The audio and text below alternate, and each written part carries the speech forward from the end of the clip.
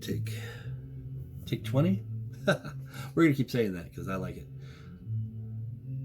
Hello, and welcome to the Dahlia World Garden.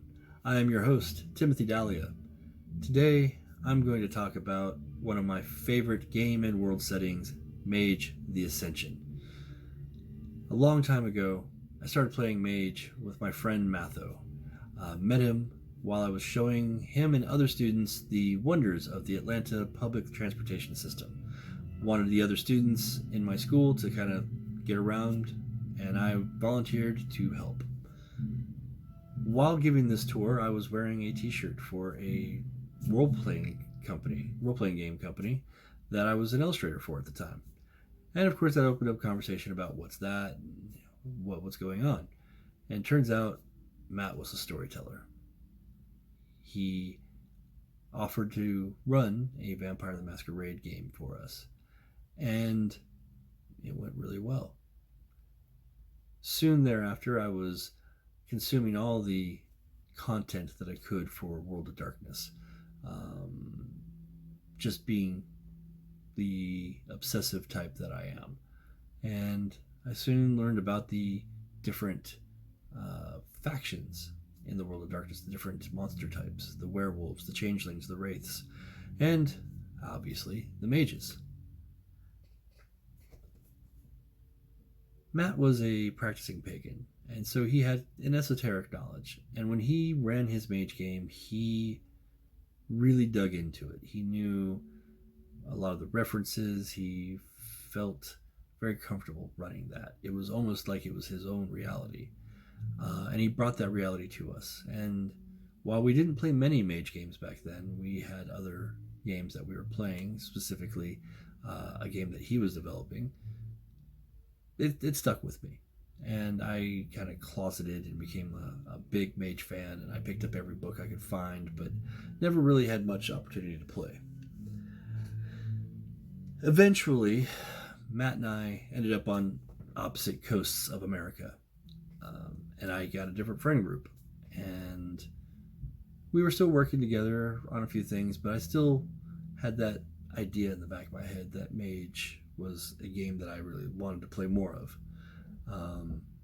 So we took, my friends and I, a camping trip, and I decided to try my hand at the Mind's Eye Theater, the LARP version of Mage and Werewolf, and we had a really great time. We ended up, my partner and I set up different clues in the woods, and we had a fantastic story told, and I was hooked.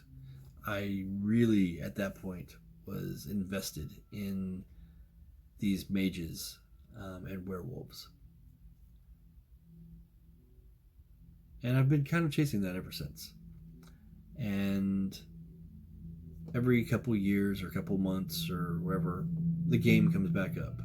We don't play every week or every month, but like I said, for the past 18 years, I've been consistently running a Mage game, Mage the Ascension game, with various friends and their children. And it's now become kind of a small community of my friends. And I want to kind of share that with the world. I see Mage as a potential. We bring a lot of ourselves to the game, and a lot of what we want to be and what we want to see in the world to the game. I don't think that's unique to Mage. I think you could have a very personal and epic story regardless, but Mage is a setting primed for a lot of that. Magic means change, and as a fan of the setting, I like to keep the idea that the World of Darkness is a foul, warped reflection of our own, but these mages are beacons of hope and change, or they could be worse. They could be those trying to bring about the downfall of the world. You've got a lot of possibility in between. You've got your mages who are trying to change the world for themselves or for the better of others. You've got mages who believe that there should only be one worldview and that's going to keep everybody safe. You've got mages that don't care, and they just sow chaos. And you've got the truly nefarious Nefandi mages who are really trying to bring about oblivion. So I'd like to explore those possibilities, and I'm going to explore those possibilities with this channel, at least at the start. So over the next several weeks, I will explore Mage the Ascension. We'll talk about the different different ideas in the world. We'll talk about different factions.